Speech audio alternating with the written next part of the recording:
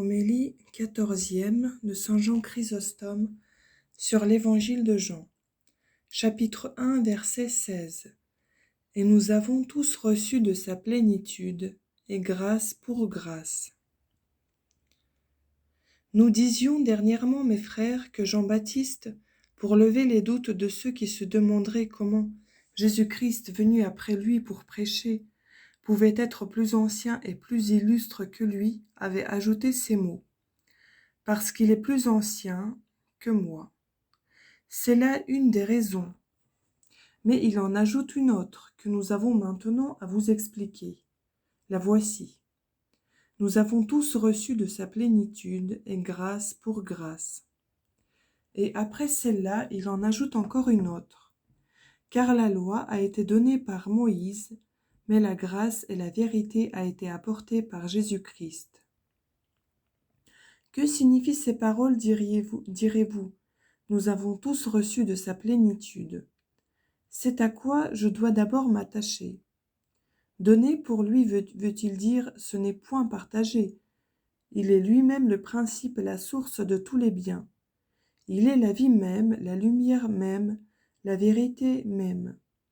Il ne retient pas en lui-même ses trésors, mais il les répand sur tous les autres. Et après qu'il les a répandus, il demeure plein. Après qu'il a donné aux autres, il n'a rien de moins. Mais il prodigue ses biens, toujours il les répand, et en les répandant avec profusion sur les autres, il demeure dans la même perfection, dans la même plénitude. Ce que j'en ai moi-même n'est qu'une petite portion que j'ai reçue d'un autre, et la moindre partie du tout, est comme une goutte d'eau si on la compare à cette ineffable source, à cette mer immense. Mais cette comparaison même n'explique point assez ce que nous tâchons de vous faire entendre. Car si vous puisez dans la mer une goutte d'eau, dès lors vous l'avez diminuée, quoique cette diminution soit imperceptible aux yeux. Or, on ne peut pas dire la même chose de cette source. Quelque quantité d'eau que vous y puisiez, elle demeure néanmoins entière et ne souffre aucune diminution. C'est pourquoi il faut prendre un autre exemple.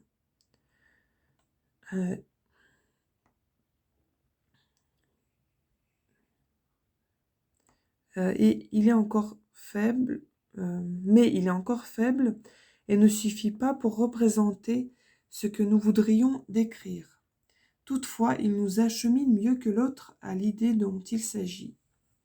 Supposons un foyer où l'on allume 1000, 2000, 3000 flambeaux, et beaucoup plus encore. Ce feu, après avoir communiqué sa lumière et sa vertu à tous ces milliers de flambeaux, ne demeure-t-il pas plein et entier? Personne ne l'ignore. Que si parmi les corps, chose divisible que le partage diminue, on en trouve qui peuvent donner de l'or aux autres sans souffrir de diminution, à combien plus forte raison en sera-t-il de même pour l'être incorporel et impérissable? Car s'il n'y a pas nécessairement partage quand la chose communiquée est une substance corporelle, lorsqu'on parle d'une vertu et d'une vertu provenant d'une substance incorporelle, n'est-il pas plus évident encore qu'elle ne doit subir aucune division? Voilà pourquoi saint Jean dit « Nous avons tous reçu de sa plénitude » et joint son témoignage à celui de Jean-Baptiste. Car ce n'est pas le précurseur, mais l'apôtre qui dit ces paroles. Nous avons tous reçu de sa plénitude. Et voici ce qu'il veut dire par là. Ne croyez pas que nous qui avons demeuré longtemps avec Jésus-Christ et mangé à sa table, nous rendions témoignage de lui par faveur et par complaisance. Jean-Baptiste, qui ne l'avait point vu ni rencontré avant de le baptiser, le voyant alors avec les autres, s'est écrié « Il est plus ancien que moi ». Mais nous, tous les 12, les 300 personnes, 500, 3000, 5000, plusieurs milliers de Juifs, toute la multitude des fidèles, qui a été alors, qui est maintenant et qui sera, nous avons tous reçu de sa plénitude. Mais qu'avons-nous reçu? Grâce pour grâce. Quelle grâce? Pour quelle grâce? Nous avons reçu la nouvelle grâce pour l'ancienne, comme il y avait une justice et une justice. Pour ce qui est, dit saint Paul, de la justice de la loi, ayant mené une vie irréprochable. Épître à Philémon, chapitre 3, verset 6. Il y a aussi une foi et une foi. De la foi dans la foi, Épître aux Romains, chapitre 1, verset 17. Une adoption et une adoption. À qui appartient l'adoption? Épître aux Romains, chapitre 9, verset 4, dit le même apôtre. Il y a aussi selon lui deux gloires. Si le ministère qui devait finir a été glorieux, celui qui durera toujours le doit être beaucoup davantage. Deuxième épître aux Corinthiens, chapitre 3, verset 11. Et deux lois, car il dit encore, la loi de l'esprit de vie m'a délivré. Épître aux Romains, chapitre 8, verset 2. Et deux cultes, dont la servitude, c'est-à-dire le culte, et ailleurs servant Dieu en esprit. Il y a aussi deux testaments. Je ferai avec vous, dit le Seigneur, une nouvelle alliance, non une alliance pareille à celle que je fis avec vos pères. Livre de Jérémie, chapitre 31, versets 31-32. Il y a aussi une sanctification et une sanctification, en baptême et en baptême, un sacrifice et un sacrifice, un temple et un temple, une circoncision et une circoncision. Et de même, il y a une grâce et une grâce. Mais les premières de ces choses sont en quelque sorte la figure, celles-ci sont la vérité. Ces mots sont homonymes, mais ils ne sont pas synonymes. C'est ainsi que dans les images, une figure dessinée avec du noir sur du blanc s'appelle homme, tout aussi bien que l'homme peint en naturel avec les couleurs convenables. De même les statues, qu'elles soient d'or ou de terre cuite, on les appelle également statues. Mais d'une part, il n'y a qu'une figure, de l'autre se trouve la vérité. De la seule conformité des noms, n'en concluez donc pas que les choses soient les mêmes, ni davantage qu'elles soient différentes. Les figures anciennes, en tant que figures, avaient quelque chose de la vérité, mais l'ombre dont elles restaient couvertes les rendait inférieures à la vérité proprement dite. Quelle différence donc y a-t-il entre ces deux ordres de choses? Voulez-vous que nous l'examinions dans une ou deux de celles que j'ai rapportées ci-dessus? Par là, vous connaîtrez parfaitement toutes les autres. Nous verrons que celles-là contenaient des lois et des préceptes pour des enfants, que celles-ci sont faites pour des hommes mûrs et forts, que celles-là étaient données comme pour former des hommes, que celles-ci sont établies comme pour faire des anges. Par où commencerons-nous donc? Souhaitez-vous que ce soit par l'adoption? Quelle différence y a-t-il entre l'ancienne et la nouvelle? La première n'était qu'une prérogative nominale, la seconde est réelle et véritable. De celle-là, il est écrit, « J'ai dit, vous êtes des dieux et vous êtes tous enfants du Très-Haut. » Psaume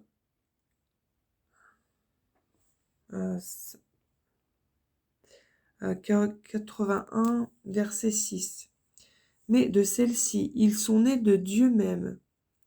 Évangile de Jean, chapitre 1, verset 13. Comment, de quelle façon? C'est par l'eau de la renaissance et par le renouvellement du Saint-Esprit. Épître à Tite, chapitre 3, verset 5. Et certes, les Juifs, quoiqu'appelés enfants de Dieu, avaient encore l'esprit de servitude. Ils demeuraient esclaves tout en étant honorés du nom d'enfants. Mais nous, devenus libres, nous avons reçu l'honneur d'être faits enfants de Dieu. Non de nom, mais réellement et de fait. Et c'est là ce que nous déclare saint Paul en disant « Vous n'avez point reçu l'esprit de servitude pour vous conduire encore par la crainte, mais vous avez reçu l'esprit de l'adoption des enfants, par lequel nous crions « Mon Père, mon Père ». Épître aux Romains, chapitre 8, verset 15. En effet, c'est régénéré par la vertu d'en haut, et comme entièrement renouvelé, que nous avons été appelés enfants de Dieu. Mais si l'on apprend quelle était la mesure de leur sainteté, en quoi il la faisait consister, si l'on considère ce qu'est le juif, ce qu'est le chrétien, on y trouvera encore bien de la différence. Les Juifs, quand ils n'adoraient pas les idoles, quand ils ne commettaient ni fornication ni adultère, étaient appelés saints. Mais nous devenons saints non pour nous être seulement abstenus de ces vices, mais par la possession des plus éminentes vertus. Ce dont nous l'acquérons premièrement par la descente du Saint-Esprit en nous, et ensuite par une vie beaucoup plus excellente que celle du juif. Mais enfin, que vous ne croyiez pas que je vous parle ainsi par ostentation, écoutez ce que leur dit l'Écriture. Gardez-vous de laver et de purifier vos enfants, parce que vous êtes un peuple saint. Livre de Deutéronome, chapitre 18, verset 10. S'abstenir du culte des idoles, c'était donc là en quoi consistait leur sainteté. Mais il n'en est pas ainsi de nous. Il faut être saint de corps et d'esprit. Première épître aux Corinthiens, chapitre 7, verset 34. Il faut tâcher d'avoir la paix et de vivre dans la sainteté, sans laquelle nul ne verra Dieu. Épître aux Hébreux, chapitre 12, verset 14. Et achever l'œuvre de notre sanctification dans la crainte de Dieu. Deuxième épître aux Corinthiens, chapitre 7, verset 1. Le nom de saint n'a pas la même signification appliquée à tous. Bien est appelé saint, mais non comme nous. Faites attention à ce que dit le prophète quand il entendit les séraphins prononcer ce nom. Malheur à moi que je suis malheureux parce qu'étant homme, j'ai des lèvres impures et que j'habite au milieu d'un peuple qui a aussi des lèvres souillées. Le livre d'Isaïe, chapitre 6, verset 5. Voilà comme Isaïe parle de lui-même, quoiqu'il fût pur et saint. Mais pour nous, si nous comparons notre sainteté à cette sainteté qui habite dans les cieux, nous sommes impurs. Les anges sont saints, les archanges, les chérubins et les séraphins sont saints. Mais il y a encore une autre sainteté supérieure à celle de ces puissances célestes, non moins qu'à la nôtre. Je pourrais parcourir ainsi les différences de toutes les autres saintetés, mais je m'aperçois que mon discours est déjà trop long. C'est pourquoi, sans nous arrêter davantage à cette recherche, nous la laisserons à votre examen. Vous pouvez, quand vous serez dans vos maisons, vous rappelant ce que nous venons de vous faire observer, envisager ces différences et l'étendre à tout le reste. Donnez une occasion aux sages, dit l'Écriture, et il deviendra encore plus sage. Livre des Proverbes, chapitre 9, verset 9. Nous avons commencé, ce sera maintenant à vous de finir. Poursuivons notre discours. L'évangéliste ayant dit « Nous avons tous reçu de sa plénitude » ajoute « et grâce pour grâce ».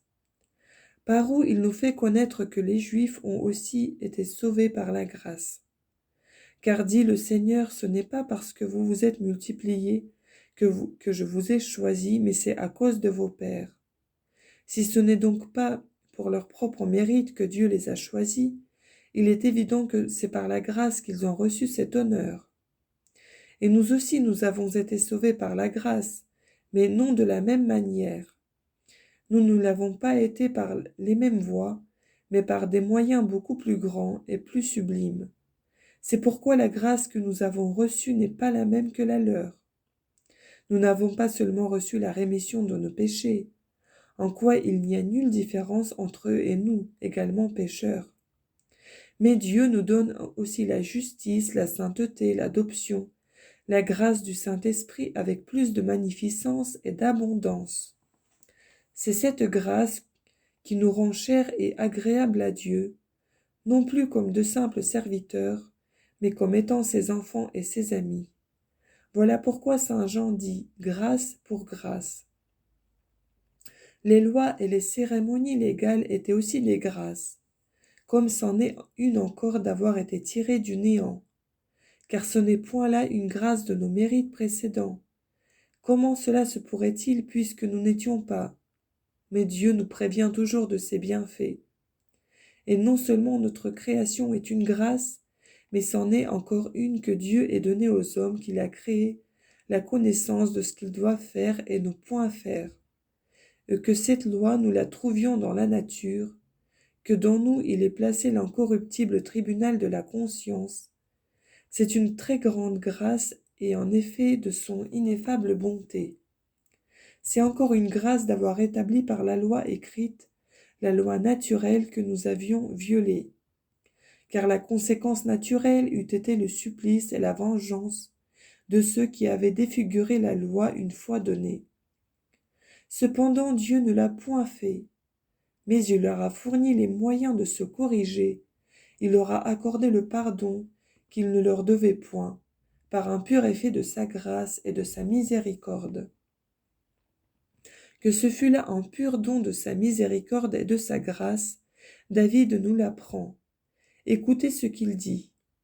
Le Seigneur fait ressentir les effets de sa miséricorde, et il fait justice à tous ceux qui souffrent l'injustice et la violence.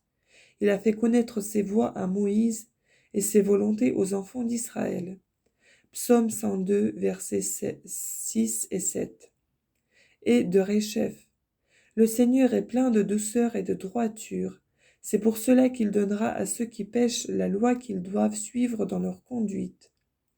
Psaume 24, verset 9. La loi que le Seigneur nous a donnée est donc l'ouvrage de sa miséricorde, de sa compassion, de sa grâce. C'est pourquoi Saint Jean, ayant dit « grâce pour grâce », insiste avec plus de force sur la grandeur de ses dons. Et il ajoute « La loi a été donnée par Moïse, mais la grâce et la vérité a été apportée par Jésus-Christ. » Considérez avec quelle douceur et quel ménagement Jean-Baptiste et le disciple élèvent peu à peu, et par une seule parole, leurs auditeurs à la plus haute connaissance, après les y avoir préparés par ce qu'il y a de plus simple et de plus bas. Jean-Baptiste commence par comparer avec lui-même celui qui, sans comparaison, surpasse tous les autres. Mais ensuite il fait connaître son excellence en disant « Celui-ci est avant moi » et ajoutant après « Il est plus ancien que moi ». Le disciple a fait quelque chose de plus, mais il est pourtant demeuré au-dessous de ce que demandait la dignité du Fils unique. Car il ne le compare pas à Jean-Baptiste, mais à celui que les Juifs admiraient plus que Jean-Baptiste, c'est-à-dire Moïse. La loi, dit-il, a été donnée par Moïse, mais la grâce et la vérité a été apportée par Jésus-Christ. Voyez, mes frères, voyez sa prudence. Il ne fait ni comparaison ni examen des personnes, mais des choses. Comme les choses que Jésus-Christ avait opérées se montraient visiblement beaucoup plus grandes. Nécessairement aussi les plus aveugles devaient-ils consentir au témoignage qui lui était rendu.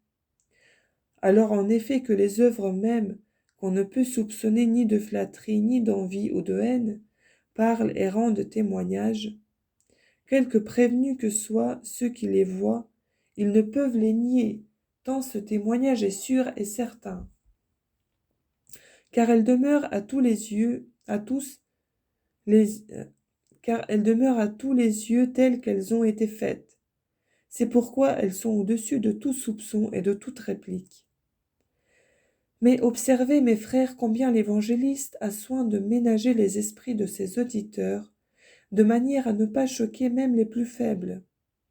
Il n'entasse point les paroles pour faire ressortir la supériorité que l'un a sur l'autre, mais en opposant la grâce et la vérité à la loi, et ce mot a été apporté, à celui-ci a été donné. Il montre la différence des choses par leur simple dénomination. Cette différence est grande, car ces mots a été donné marquent un ministre qui donne ce qu'il a reçu à ceux à qui il lui a été ordonné de le transmettre. Mais ceci, la grâce et la vérité a été apportée, désigne un roi qui remet les péchés par sa puissance et par son autorité, et qui dispose lui-même de ses dons. Voilà pourquoi il disait, vos péchés vous seront remis. Et encore, or, enfin que vous sachiez que le Fils de l'homme a le pouvoir sur la terre de remettre les péchés, il dit au paralytique, levez-vous, je vous le commande, emportez votre lit et allez-vous-en en votre maison. Évangile de Marc, chapitre 2, versets 9, 10 et 11. Ne voyez-vous pas de quelle manière la grâce est apportée par Jésus-Christ? Voyez aussi comment il a apporté la vérité. Ces paroles, ce qu'il a fait à l'égard du larron, le don du baptême, la grâce du Saint-Esprit, qui nous est donnée par lui, et plusieurs autres choses, montrent visiblement la grâce. Maintenant, si nous étudions le sens des figures, nous découvrirons plus manifestement la vérité que Jésus-Christ a apportée. Car ce qui devait avoir son accomplissement dans le Nouveau Testament, des figures l'avaient marqué à l'avance autant qu'il appartient à des figures, et Jésus-Christ venant au monde les a accomplies. Examinons donc ces figures dans un petit nombre d'exemples, car le temps ne nous permet pas d'épuiser ce sujet. Le petit nombre de celles que je vais expliquer vous donnera l'intelligence des autres. Voulez-vous que nous commencions par celle qui regarde la passion de notre Seigneur? Que dit la figure? Prenez un agneau pour chaque maison, immolez-le et faites comme le Seigneur vous l'a prescrit et vous le commande. Livre d'Exode, chapitre 12, verset 3. Jésus-Christ ne parle pas de même, il ne commande pas de faire cela, mais il s'offre et s'immole lui-même à son Père comme une hostie. Voyez, mes frères, comment la figure a été donnée par Moïse et la vérité a été apportée par Jésus-Christ. Et encore, sur le mont Sina, lorsque les Amalécites vinrent attaquer les Hébreux, les bras de Moïse étaient soutenus des deux côtés par Hor et Aaron. Livre d'Exode, chapitre 17. Mais Jésus-Christ a tenu lui-même ses mains étendues sur la croix. En quoi vous voyez comment la figure a été donnée et la vérité a été apportée. La loi disait, « Maudit quiconque ne demeure pas ferme dans ce qui est écrit dans ce livre. » Livre de Deutéronome, chapitre 27, verset 26. Mais que dit la grâce? Venez à moi, vous tous qui êtes fatigués et qui êtes chargés, et je vous soulagerai. Évangile de Matthieu, chapitre 11, verset 23. Et saint Paul, Jésus-Christ nous a rachetés de la malédiction de la loi, s'étant rendu lui-même malédiction pour nous. Épître aux Galates, chapitre 3, verset 13. Puisque nous jouissons donc d'une si grande grâce et de la vérité, je vous en conjure, mes chers frères, prenons garde que la grandeur de ce don nous ne rende plus lâches et plus paresseux. Plus est grand l'honneur que nous avons reçu, plus aussi doit être grande notre vertu. Celui qui, ayant peu reçu, rapporte peu, n'est pas beaucoup à blâmer, mais on jugera digne du plus grand supplice celui qui, élevé au plus haut degré d'honneur, ne fait ensuite rien que de bas et de méprisable. Mais à Dieu ne plaise que nous ayons jamais à craindre pour vous rien de semblable. Au contraire, nous avons dans le Seigneur cette ferme confiance que vos âmes, comme portées par des ailes, se sont absolument détachées de la terre et élevées jusque dans le ciel, et que, quoique vous demeuriez encore dans ce monde, vous ne vous occupez nullement de ce qui s'y passe. Toutefois, avec cette bonne confiance, nous ne cessons pas de vous réitérer souvent les mêmes avis. Ainsi, dans le combat public, les spectateurs ne s'attachent qu'à encourager ces braves athlètes qui luttent et courent vaillamment, et ils ne disent mot à ceux qui se sont laissés renverser et jeter par terre. Ils savent que leurs exhortations n'auraient pas le pouvoir de relever ceux qui se sont une fois exclus de la victoire, et ne perdent point leur peine à les réprimander. Ici, dans ces combats spirituels, il y a toujours à espérer, non seulement de vous qui veillez et vous tenez sur vos gardes, mais encore de ceux qui sont tombés, s'ils veulent se relever et changer de vie. Voilà donc pourquoi nous mettons tout en œuvre. Nous usons de prières, d'exhortations, de reproches, de réprimandes, de louanges pour opérer votre salut. Ne trouvez donc pas mauvais qu'on vous exhorte souvent à mener une vie simple et honnête. Nos exhortations ne sont point des imputations de négligence. Elles attestent seulement les bonnes espérances que nous avons pour vous. Au reste, ce que nous disons et ce que nous avons encore à dire ne vous regarde pas seuls, mais nous aussi. Nous aussi, nous avons besoin des mêmes leçons. Quoi qu'elles soient dans notre bouche, ce n'est pas à dire qu'elles ne nous regardent point. La prédication corrige le pécheur et elle éloigne de plus en plus du péché l'homme de bien qui en est exempt.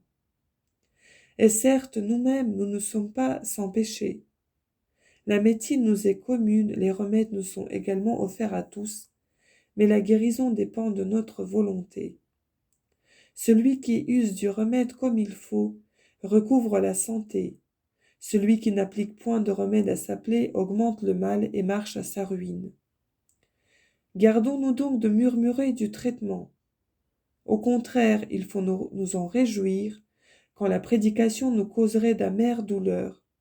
Le fruit n'en sera que plus délicieux. N'omettons rien pour arriver à la vie éternelle, exempt des plaies et des blessures que les dents du péché font à l'âme. Afin que nous étant rendus dignes de paraître devant Jésus-Christ, nous ne soyons pas en ce terrible jour livrés aux puissances cruelles et vengeresses, mais à celles qui nous introduiront dans l'héritage des cieux, qui est préparé pour ceux qui aiment Dieu. Je le prie de nous en faire part à nous tous, par la grâce et la miséricorde de notre Seigneur Jésus-Christ, à qui soit la gloire et l'empire dans tous les siècles des siècles, ainsi soit-il.